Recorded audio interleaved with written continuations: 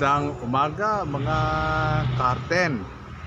Narito tayo sa Best College of Pulumulok Incorporated, Topi Campus para mag-aral ng Organic Agriculture Production.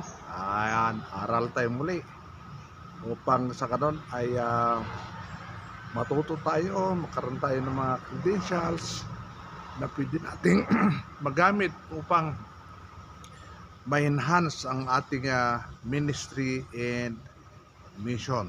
Ito po yung compound ng BEST kung saan ay dito namin ginaganap ang aming NC2 on Organic Agriculture Production na offer ng TISDA. So mamaya po alas 8:30 ang ating pong klase. Nagtutikan na yung ating mga classmate. So yan po, tulad ng aking nasabi kanina, tayo ay narito sa Best College of Pulumulok Incorporated, Topi Extension Campus.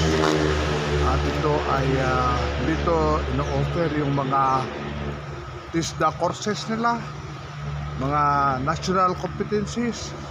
Meron silang food processing at meron silang housekeeping courses na ino-offer para po sa mga nag-abroad, sa mga gustong enhance yung kanilang professional skills.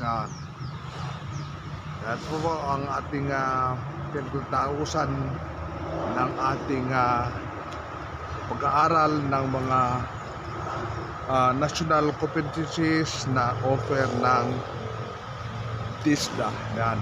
Maganda-ganda po itong campus, no? Hindi siya captivating sa harapan, no?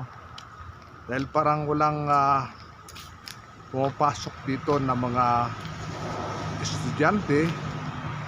Pero once na nandito tayo sa loob, no, ito ay ma-attract tayo sa kanilang mga development kung tayo ay natural or yung nature lover tayo. Meron po silang kurso dito ng barista na instituto. Ito yung kung saan ay tinitrain yung mga nagtitimpla ng kape para sila ay ma-enhance. Ito po yun. Dito po nila ginagawa. Ang may-ari daw po nito ay isang pastor ng United Church of Christ in the Philippines. Hopefully magkaroon tayo ng opportunity na ma-meet yung pastor na ito at tayo ay magkakilala dahil pareho tayong membro ng National Council of Churches in the Philippines, no? So napakaganda yung kanilang yung kanyang na-develop na ministry, no? Although ito ay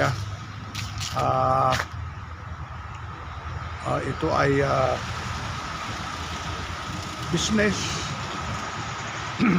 pero sa the ministry na mag-offer ng skills development sa mga client nila.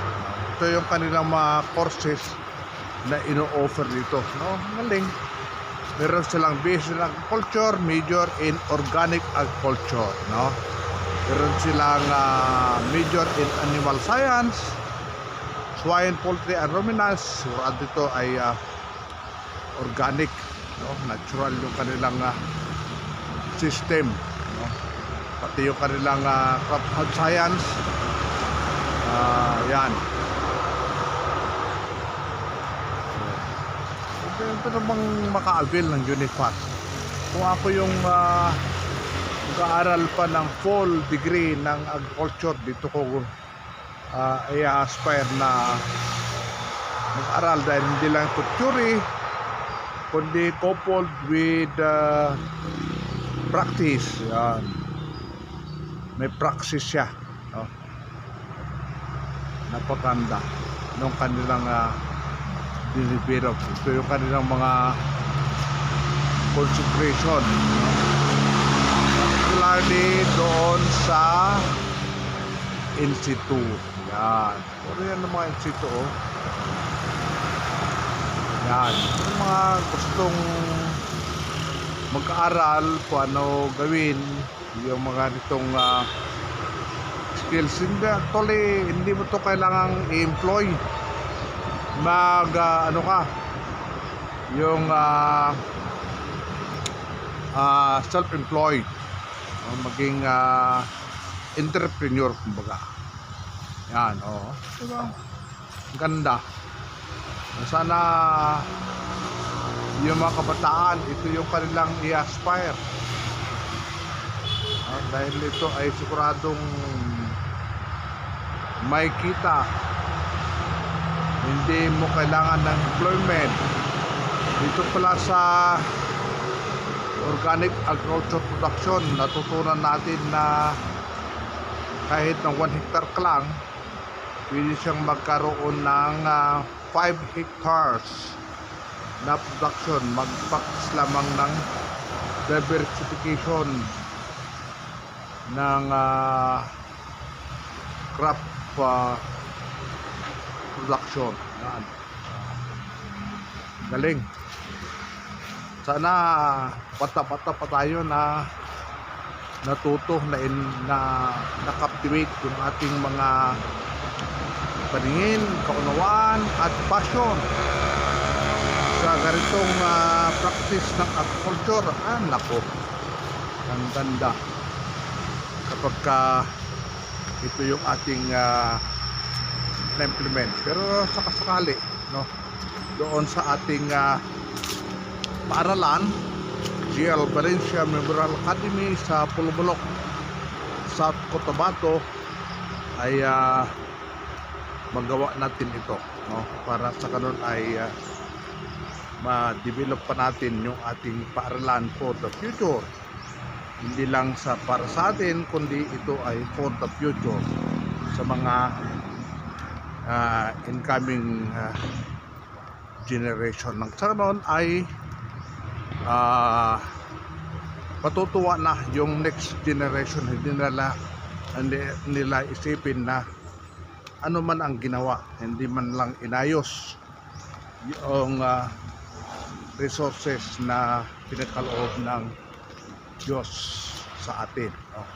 So ito po yung dahilan din na tayo ay nag-aaral, bukuhan ng national certification upang sa kanan ay pagdating ng panahon ay meron na qualifications para i-offer or magbukas ng ating TISDA training site na ma-recognize, ma-credit yung ating paaralan ng training site ng TISDA. Ito po yung mga binabayaran. Pero kapag nag-avail ka ng scholarship sa TISDA, yan, kahit piso wala tayong babayaran dyan. Meron pa tayong stipend na 160 pesos per day. Yan. Ay, parang wala pa akong mga kaklase, tahimik na tahimik pa yung paligid, o baka nasa classroom. Yan po yung likod ng Best College of Pulubulok, no? Ito yung kanilang production area. Ayan. Yan po yung kanilang mga, ito yung farm nila sa likod. Ayan. So talagang ito mga gumamila. Ayan.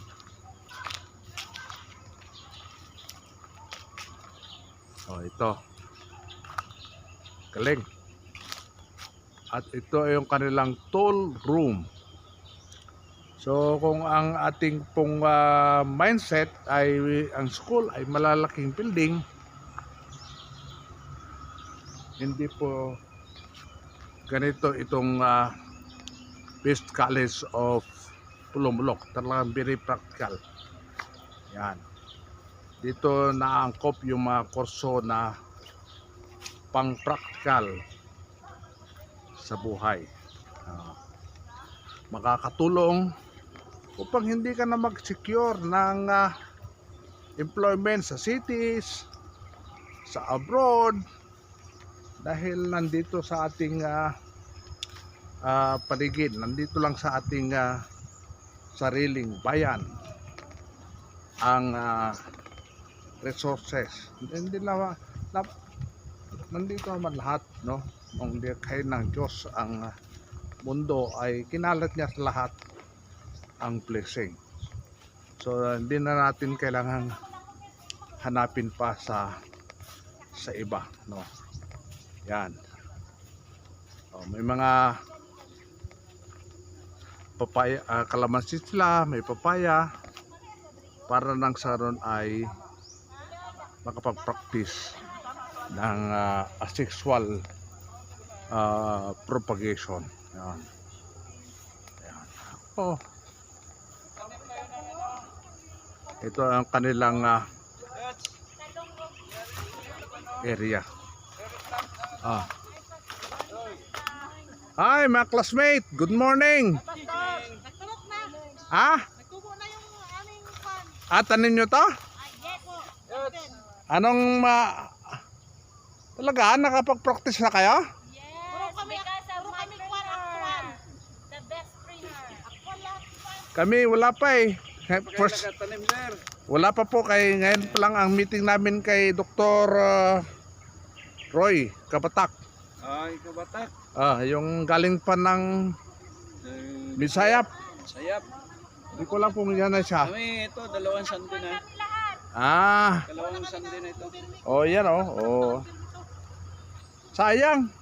Nung kami sana kumukuha ng agriculture meron ng organic agriculture production road Ito yung ating manager, hindi yung Tawag ka ni Sir. ano, pang ilang tao sa bawat plot? 5. Wow, sigurado yan merong umaasa lang, merong namang pag nagpapagod. Sige lang. Okay lang yan. Ganyan talaga. I-vlog natin. Ito yung mga kumukuha ng ano. Ano na yan? Magdilig na ni Sir? Basta pa man Sir. Mayroon na itong kukansar, concoction. Mamaya, ngayon ang concoction. Sige Sir. Ispisa na to yun. Yan pala. Mayroon pa lang. Maghukay-hukay. Magkardi-kardi din pala. Kala ko puro tsuri. Maganda. Ano naman to? Sitaw? Sitaw. Kasama rin po kayo dito o ibang trainer dito? Si Sir Rochelle. Ako si. Sipo. Salamat.